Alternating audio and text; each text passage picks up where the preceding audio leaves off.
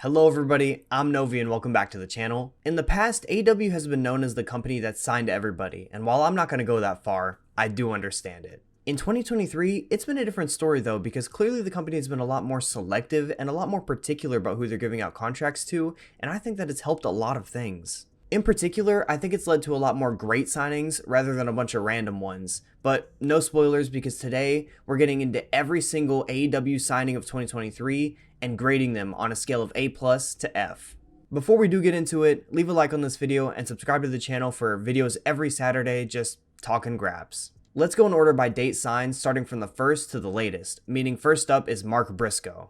It absolutely sucks that we never got to see the Briscoes as a team in AEW, because I think they would have connected with its audience in a very special way, and Mark Briscoe is proof. There were some notable matches throughout the early part of his time in AEW, including ones against Jay Lethal and Samoa Joe, but where he's really shined and come out of his shell is the Continental Classic. If it weren't for Dragon, I think that Mark Briscoe would be running away with the MVP award for the entire thing, just because of how he's elevated himself and everyone that he's worked with. He's proved he's more than capable of being a great singles wrestler, one, because of the work, because he's a really good wrestler, but two, because of that connection that I mentioned earlier. He just has this infectious energy you can't help but get behind, whether he's doing some kind of redneck kung fu or saying things like this.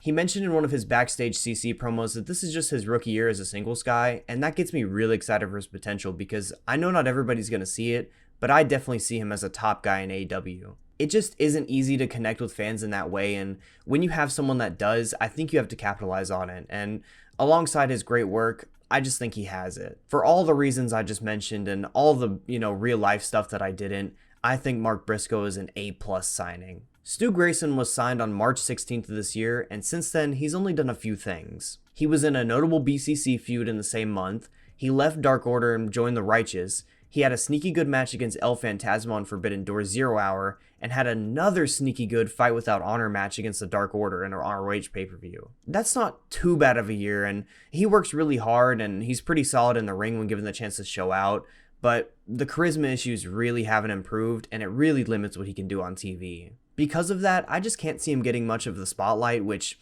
isn't really that surprising because he never has, and it kind of makes me wonder why they even brought him back if they're just going to remove him from the Dark Order, because that's kind of where he was best at, to be honest. Maybe 2024 will be a better year for him, maybe he'll advance with the Righteous, maybe he'll grow, but I just don't really see it happening this late into his career, so for this year alone and just for the projection for the future, I can't go higher than a D+, really.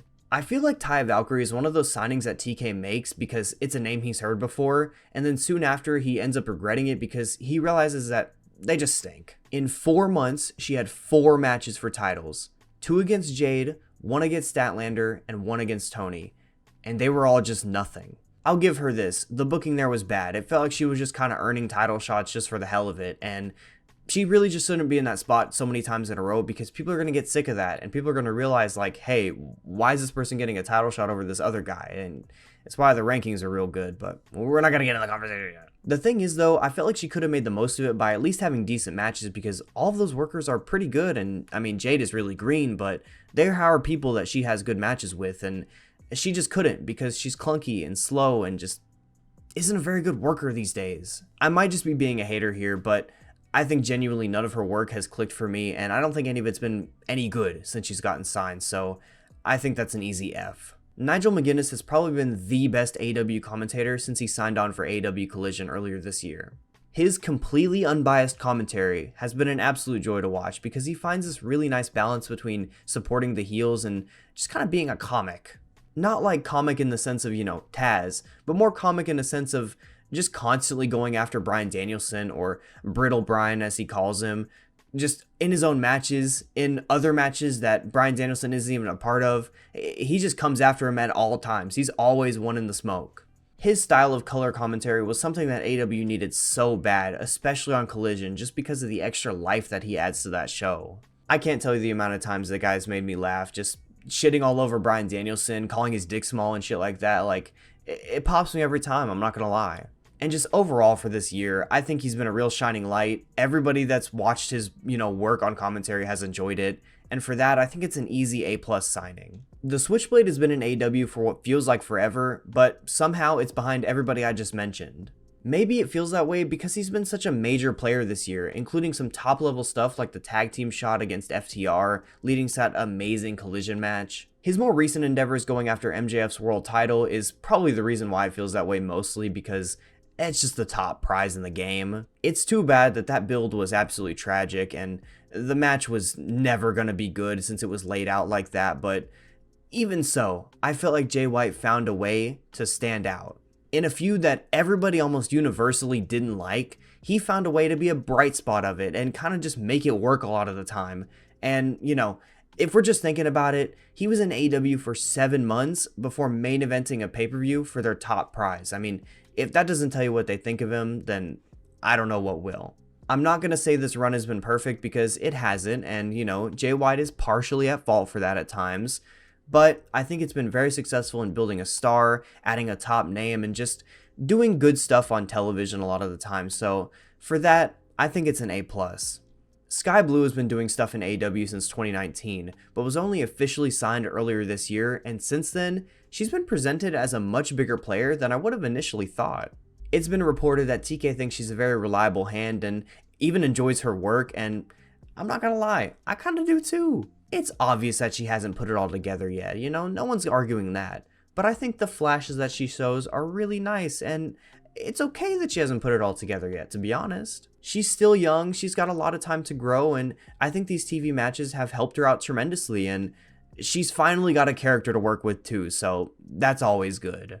I'm still hopeful she can take that leap, but that does remain to be seen, and as for right now, she's just a rising star who's progressing pretty slowly, so for that, I think it's a C+, even though I do think she'll be good one day. Kind of the opposite of Skye Blue, Billie Starkz is 19 years old and has already progressed a ton. There's a lot of reasons why that has happened, but the main one, and the one that a lot of people are just going to point to, is the Minion in training stuff with Athena on ROH. This storyline alone has seen her morph and transform into this confident young star, and it's a perfect example of what veteran rookie pairings can do for the talent.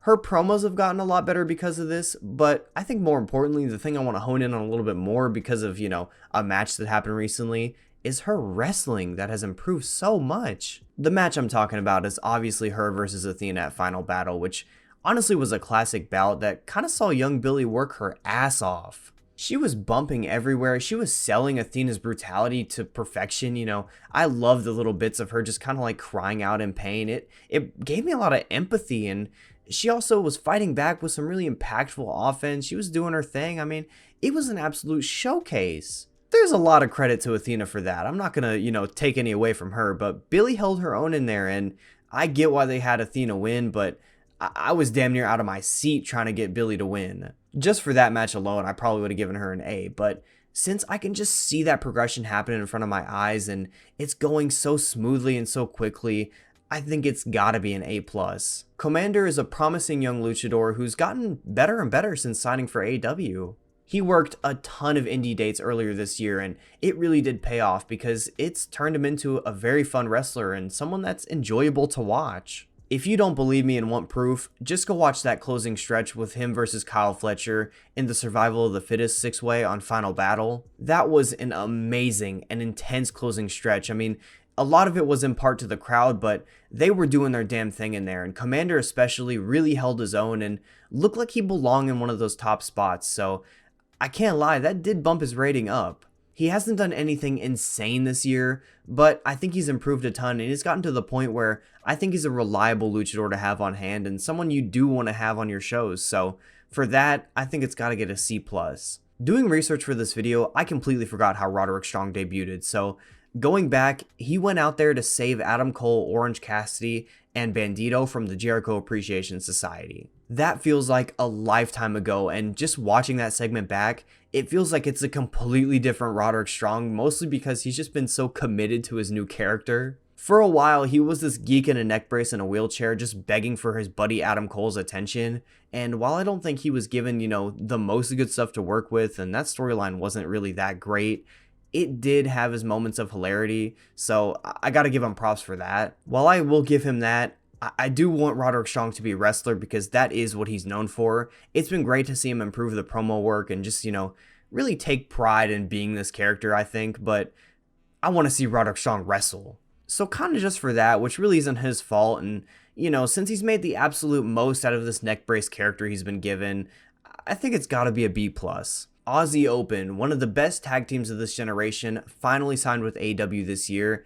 and the run overall just hasn't really been that great. Not because they've necessarily done anything wrong, but it's mostly because Mark Davis has just been plagued with injuries and they just haven't been given the chance to truly show what they can do at the top of the card. I cannot judge them too harshly for that because ultimately it's not their fault. And so I'm going to meet in the middle and say it's a C.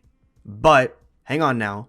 With Mark Davis being injured, Kyle Fletcher has been pushed as a single star. So I think I want to grade that guy individually. From the first time I saw Kyle wrestle a singles match, I saw the vision, and I've been very happy with how that take has aged. On one hand, if you tie it back to Aussie Open, it does suck that people are kind of underrating Mark Davis nowadays, but on the other, he's been having some great matches, and I'm sure that they'll remind everyone when they do group up. Talking about great matches that Kyle Fletcher has had, if you remember, he wrestled Kenny Omega and Bryan Danielson in near back-to-back weeks, and really looked like he belonged in those huge spots, so that was so good to see as someone who is a believer of his. He just won the ROH World TV title, and I think that run is going to be great. I think it's really going to cement him as a rising star and just a guy with tons of room to grow. He's only 24. I mean, honestly, for all this, I think it's an A for Kyle Fletcher individually. The prodigy Nick Wayne has had kind of a mixed bag of a time since turning 18 and signing with AEW. It's still very understandable that he's still very green as a performer because he had just turned 18 when he signed. He got basically plucked out of the indies and just thrown onto national TV, so I can't really knock him for that. Even so, I think he's shown some fantastic growth since joining forces with Christian Cage, which I still think is a fantastic move. Not even talking about on screen, I feel like you can just learn so much from Christian, and I think that's only going to help his development long term. Really, if we're grading Nick Wayne, I think a lot of it remains to be seen because you just kind of have to see how he pans out.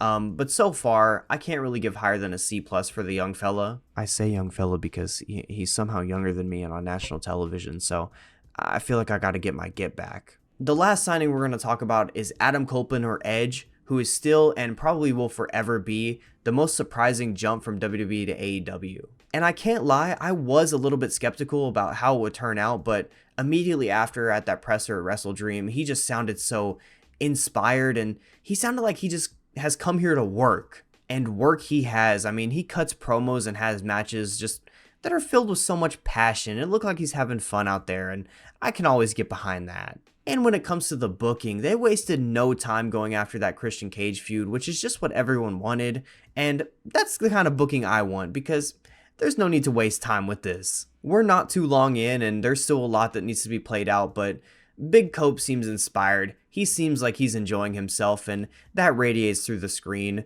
So for that, I think it's an A. To wrap this up, I know that there were some other signings this year, including Kota Ibushi, Mariah May, and Will Ospreay, but they just haven't really done too much yet, which, I mean, isn't very surprising.